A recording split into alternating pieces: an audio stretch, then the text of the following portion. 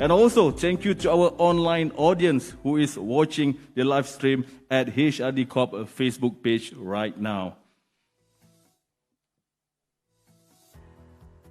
Right, ladies and gentlemen, again, before we proceed, you may send in your question during your Q&A session to our next speaker by scanning the QR code shown on the screen, the Slido QR code.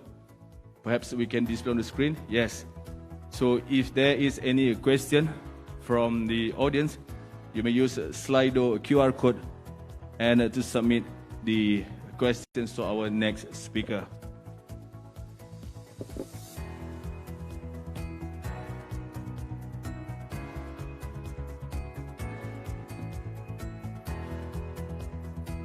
Right, once again, ladies and gentlemen, moving on, we would like to invite Mr. Rizal Hassan, founder of Take Charge, to share his insights on navigating the changing learning environment. Ladies and gentlemen, please welcome Mr. Muhammad Rizal Hassan. Thank you very much. Assalamualaikum. Good afternoon. We're talking about change, right? So let's say you change. Move to another chair. As long as there's an empty chair in front of you, fill it up, including these chairs. And for those of you who sit in these chairs, you can get an extra reward. You have 5 seconds. 5, 4, 3, 2, 1. Come on. 3 more VIP chairs here. Come on. There you go. 1 more. Seriously. Come on. 1 more. Ladies and gentlemen, we talk about change, yeah? This is the problem. Because some of you, when I say change, you change fast. Zoom. Fill it up. Some of you, when I say change, you move. Some of you, when I say change, you say, you change first lah. If you don't change now, bila lagi, because you might miss out on future opportunities. For example, these ladies and gentlemen in front of here, you're going to be rewarded. You're going to be rewarded. These are books from me. Please take 1 each. Yeah, don't take any more, but this is 1 each. Come. Yeah, thank you. Now again, some of you say, if I knew there was a book just now, I would have moved faster. This is what we call excuses in our heads, right? Now, I'll tell you about these excuses later on. My name is Muhammad Rizal Hassan, and I'm going to talk about this. And I'm going to talk from a totally different point of view, because we've been bothered with a lot of data since this morning. I'm going to show you how to talk about this in a way that will share experiences among us. Because the experience that you have is that same data which you can use to navigate that big change that we are all facing right now. So let's clarify the topic first. Navigating the changing learning environment. Question, what changed actually? What actually changed? Anybody? Come on. Remember the reward they just got? Come on. What changed actually? Mindset change. Cool. Now, every time when somebody says something, I'll give you a star. So when I say I give you 1 star, yeah, you put on that piece of paper 1x. 1x equals 1 star. Who gets 5 stars today? We will call you Dato. Who gets 10 stars? We will call you Tan Sri. Who gets 15 stars? We will call you Tun. Usually I do not go more than 50 stars because after Tun, they mendiang, they pass away. All right, 1 star for you. Cool. Mindset change? Maybe. But the thing is, the mindset before COVID and the mindset after COVID, the mindset way 30 years before, is that same mind. Probably. Now, for some of us, we say, what changed actually? Oh, now we have COVID. But if I'm sure most of you remember, once upon a time ago, we had economic downturns. So we've had challenges just as bad, actually, dulu. So has it really changed? No. Did it change suddenly? No. Tak juga. Yeah? You'd feel that COVID changed suddenly and we have to go online. But the thing is, online learning has been happening far longer even before COVID. Yes or no? There you go. So, did it change suddenly? No. So what happened? We were unaware of it, or we couldn't care less about it. Then suddenly when it happened and it hit us in the face, then you decided, I should have. Okay. So, to navigate this kononnya adanya change ni, to use what? You use tools. Okay? So what tools can you use? Technology? Tak boleh face-to-face, then we therefore what? Zoom? Can we navigate using old school methods? Contohnya old school methods. SWOT, S-W-O-T. How many of you have used SWOT before? Put up your hands. There you go. A tool which you can use to navigate that change, right? Maybe. I'm going to encourage you to use experience. And at this moment of time, the experience that you're going to use to help you navigate that change is whose experience? My experience. I'm going to show you how I navigate that change ever since I started business. And may that experience that I share with you help you navigate the changes that are happening to you in your organizations. Who is me? Person who's done programs for 16 years. Works from home. Remember the 3 W's that we listened this morning? WWW? I also got WWW. Work with wife. Yeah. Conducts programs 24, 25 days in a month. Before COVID. After COVID, not as rancak as that. I work in 9 countries. Clients of mine are like Coca-Cola, Nestle, Bragg, you name it. Let me give you an additional point about me. I'm not registered with HRDC. Throughout my 16 years experience. And I still survive doing programs in 9 countries. So this is the experience I'm going to share with you to help you navigate that change, yeah? All right, so let's use tip number 1. Stop bangawing. Remember the excuses that you had in your head for not moving to another chair? In my program, I don't call it excuses. I call it bangau. What's a bangau? This is a bangau. We Malaysians have a song called the bangau song. Do you remember the bangau song? I will tell you the bangau song in English. Bangau or bangau, why are you so thin? The bangau answers, I am so thin because the fish will not come up. Fish, why you not come up? Because the grass around the pond too tall. Grass, why you too tall? Because the buffalo did not eat me. Buffalo, why you not eat the grass? Because my stomach ache. Stomach, why you ate? Because I ate rice which was not cooked well. Makan nasi mentah. Rice, why you not cooked well? Because the firewood was wet. Firewood, why you wet? Because the rain came down. Rain, why you come down? Because the frog called me. Frog, why you call the rain? Because the snake want to eat me. Snake, why you want to eat the frog? Because my food lah. You see how we tend to give excuses and blame, especially when you don't get what you want in life. So one of the first things that you're going to learn from me is stop bangawing. Ya, dalam bahasa Melayu, usah membangau lagi. Because if you tend to bangau-bangau, things will happen to you. So turn to the person next to you, say in the face, stop bangawing. Stop giving excuses. As you navigate whatever changes that you're having in your lives, whatever obstacles that are in your way will be there.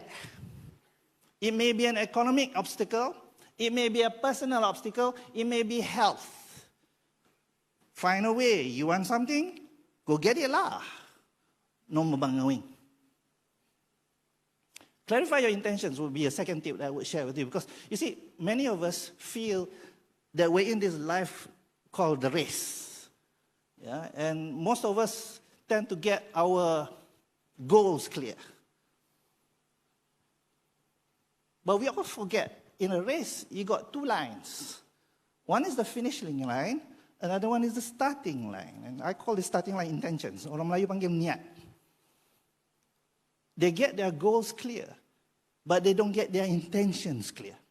So when COVID comes along, economic problems come along, they get derailed because their intentions are not clear. So if your goals is to be rich, then you should be asking that big why. Why do I want to be rich? So when you get those intentions clear, as all these problems come your way, it will always anchor you back to your path. So as we go through all your challenges in life, clarify your intentions. What do you want actually? Yeah? Because that's going to help you get back on track. Number 3, you know how some people say, do not lay your eggs in one place. So go lay your eggs in multiple baskets lah. Now, what do I mean by this? Creating multiple streams of income. How many of you do quality-related programs? Put up your hands. How many of you have attended project management programs or conduct project management programs? Okay, so let's say you are a person who does training on project management, and then suddenly COVID happens and a lot of construction starts and no more project management training happening. So how about coming out with project management for parents, for example? This is what I mean by creating that multiple streams of income. It's still within your field, but you see it from a different point of view. Because how many of you have had all those challenges managing family and work at home? Put out your hands. During COVID time. There you go, eh? So I know a lot of parents who wish they could learn project management in a very minute family kind of scenario. Tip number 4, plug in your buckets. Yeah, you know, most people feel that now's the time to make a lot of money. I suggest before you go on that mode, all those punctures, settle it first. Meaning, if you have to get rid of that training room that you always had, then get rid of it lah. Be professional, not emotional, because for some people, especially for some trainers, yeah, when I talk to them about you have to get rid of that room, what would their normal response would be? Sayang lah, kesian lah. But you see, when you want to manage a business, you need to use the head because you have a family to feed. But when you run that business, you have to use that heart. So right now, you have to use that head. Plug in the holes first. Then find out ways to make money. Update and upgrade your repertoire. How many of you are NLP practitioners? Put up your hands. Very good. How many of you are hypnotherapy practitioners? Put up your hands. Very good. How many of you are body language practitioners? Put up your hands. Very good. Now, all those things which I've mentioned, some of us have learned it before. But the thing is, has that knowledge remained stagnant? Ever since you got your master practitioner, you never moved. So upgrade your repertoire. During COVID, I learned body language. I've learned body language to the extent of right now, it's already landed me to the knowledge of firasat. Yeah. Upgrade to the extent. Build your brand. Once upon a time ago, I was wearing that Kung Fu shirt. I had, once upon a time ago, 95 pairs. Different colors, different design. It was a brand for me. Yeah, apart from the bangau lah. But now, I don't wear Chinese anymore. I wear Japanese. Uniqlo. Now, for those of you, during these COVID times, as you want to manage to, you need to differentiate yourself from other people. So build your brand. For those of you who already have a brand, polish the brand. Because the brand before COVID and the brand after COVID, as we move towards after COVID, needs to change. Kalau tak, you be seen as that person yang selama-lamanya lah dia kat situ. You need to move on. Build and polish your brand. Now, for those of you who don't understand what branding means, just understand this. It's about being consistent. Find something that you're consistently good at and work on that. It's not about having that PhD, tak. It's not about having a book, tak. Right now, yeah, dulu, when you have that PhD, when people say you have credibility, dulu. But right now, because of this person who writes about food every day, consistently updates that blog every day, and his writing is so good that people all feel that this person has credibility. But when they call him to present in front of people, we found out that he didn't even know how to cook. So credibility has changed, yeah? It's no more about, you want to build yourself a brand, therefore you have to have that PhD. Be good at something and be consistent on it all the time. Me, I'm consistent wearing that all the time. Walk the talk. This is the curse of all knowledge providers. We present in front of people, either it may be your employees or when you go to companies, and you talk about, how we must be better than yesterday. And when suddenly things like all this COVID happens to you, we tend to forget all those things we said once upon a time ago and not use it upon yourself. Yeah? So I always tell people that there is a special place in hell for people who do not walk the talk. Panas linga, kan? It is that bitter advice that we should all swallow.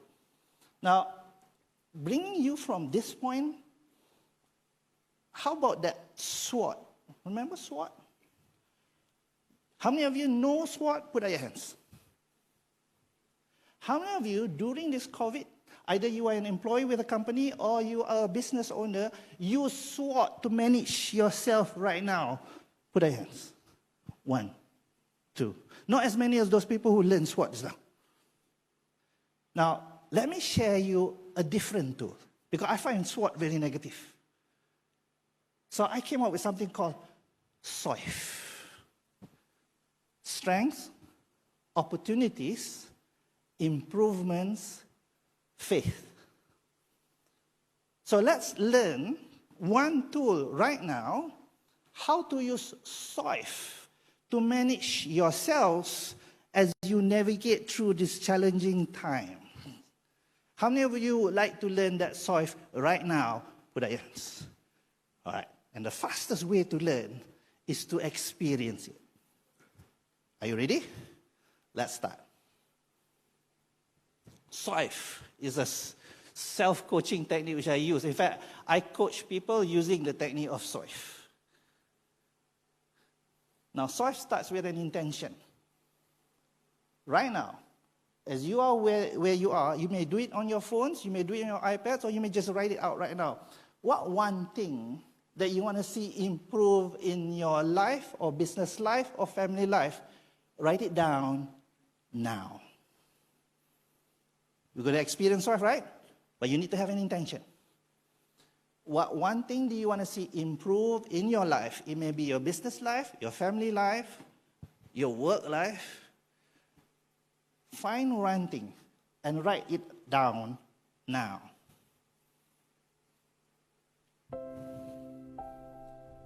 Music ends. I'll move on to the next slide.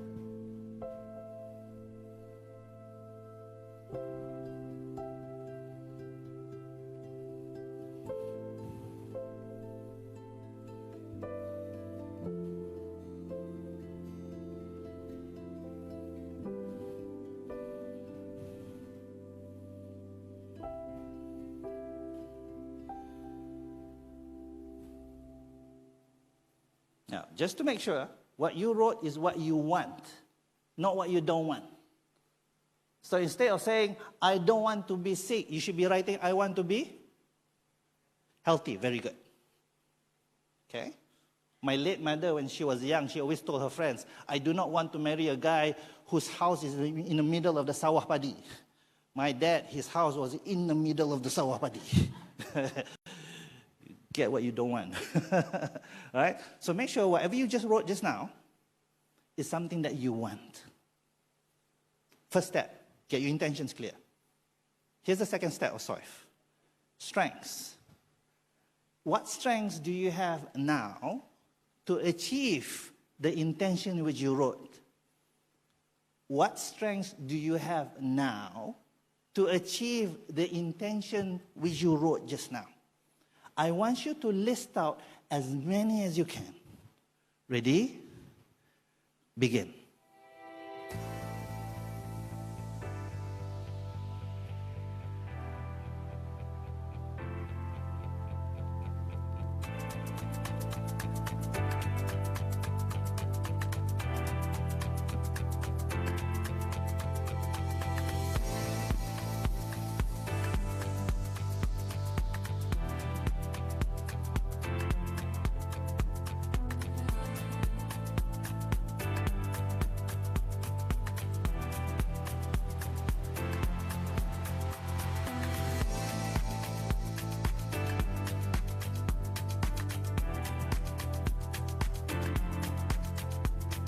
Five, 4, 3, 2, 1.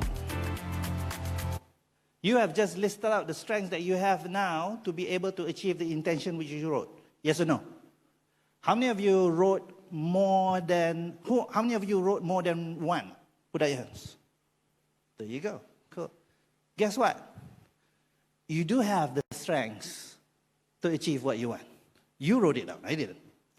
Yeah. And from the many strengths that you wrote, check it out. Did you write God there? Sometimes we forget. Sometimes we forget God is our number one strength, our number one reference of strength. So whatever you believe in, write it down. And make sure it's number 1, not number 5, yeah? All right. So you do have the strengths to be able to achieve the intention what you want. Usually people's mentality, they say it's difficult because they feel they don't have that strength. You do. You just wrote it down. All right. S. O. Opportunities. What opportunities can you see when you achieve the intention which you wrote? For example, watch me. For example, let's say there's a goal post in front of me. I'm about to kick the ball into the goal. What opportunities can I see when the ball gets into the goal? The ball is still at my leg. What opportunities can I see when the ball gets into the goal? Come on. Anybody who wants to answer, put out your hands. What opportunities can I see when the ball gets into the goal? The ball is still at my leg.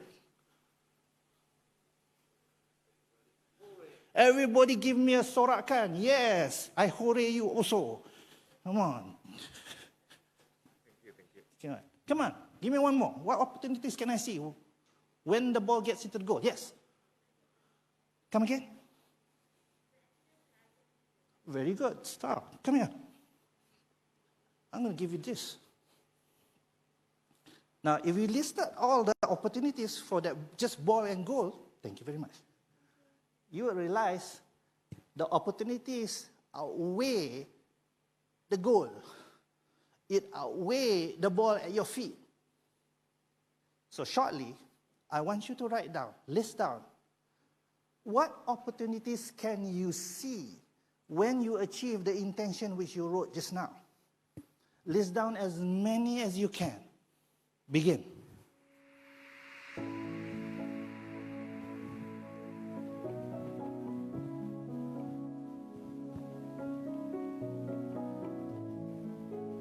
Cameraman has a lot of work today with me. You know, he has to follow me around. List down as many opportunities as you can see when you achieve the intention which you wrote.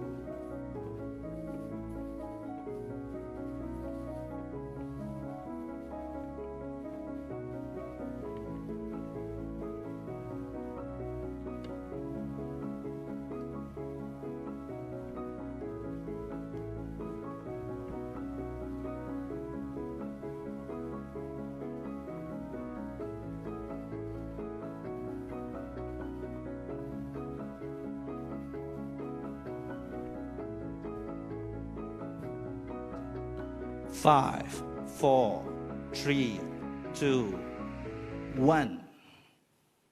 You have just listed out the opportunities that you can see when you achieve the intention which you wrote. How many of you wrote more than one? There you go. Okay. So the opportunities is far greater than the intention which you wrote, because the intention which you wrote was just one. But the opportunities which you see because of that intention is far greater. So let that be the motivation for you to achieve what you want. Make sense? Very good. SOI, improvements. You wrote down your strengths, but you still haven't achieved what you want. Why? Because you need additional strengths. And those additional strengths come in terms of improvements. So answer the question. What improvements do you want to do to yourself to be able to achieve the intention which you wrote? What improvements do you want to do to yourself to be able to achieve the intention which you wrote? I want you to write down at least 2. Ready? Begin.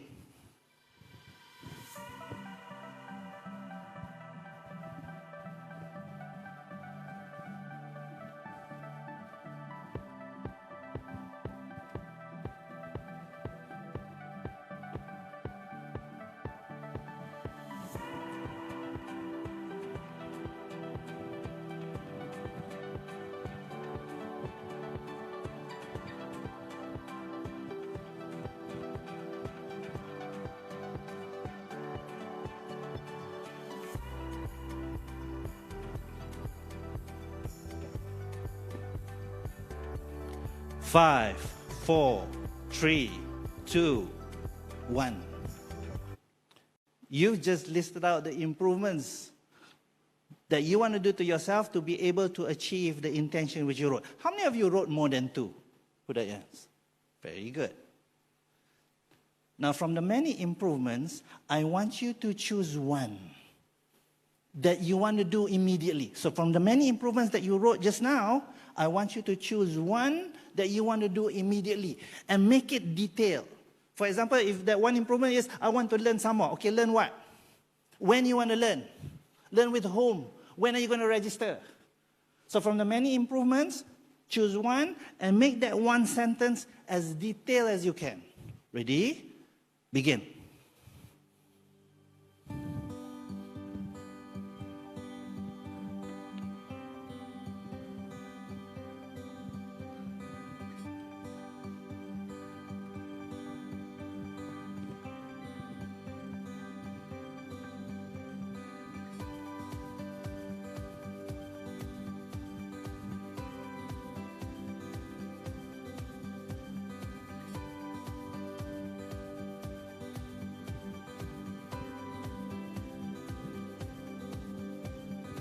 Five, 4, 3, 2, 1. You have now written one improvement. In fact, if I gave you some more time, I'm sure you go even more detail. But for now, it's sufficient.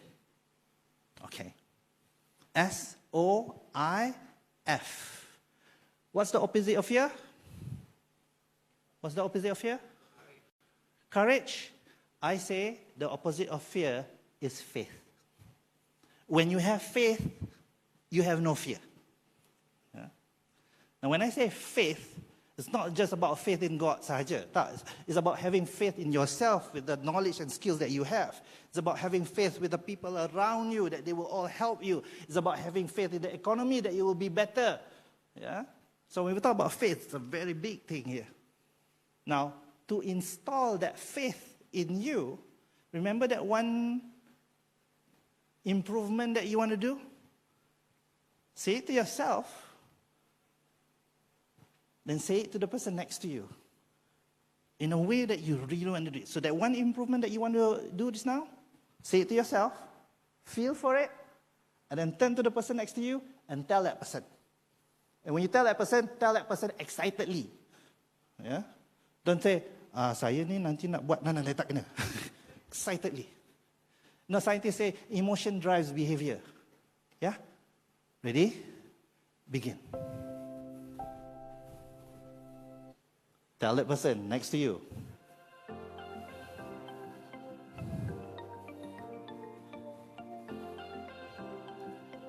As you can notice, there are some people having bangaus over their head. Malu nak cerita bangau. Come on. You want something? Do it. Share. Dah? Okay, cool.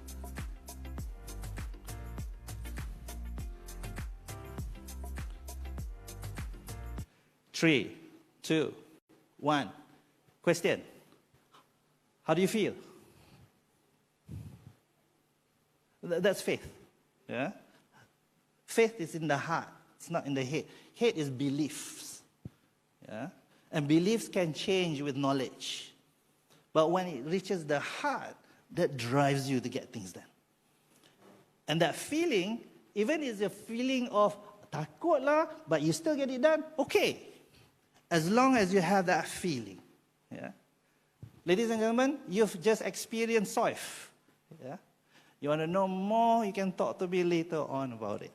I'll show you how to do SOIF for your organizations. Yeah? Question time. If you have a question to ask me, this will be a good time to ask the question.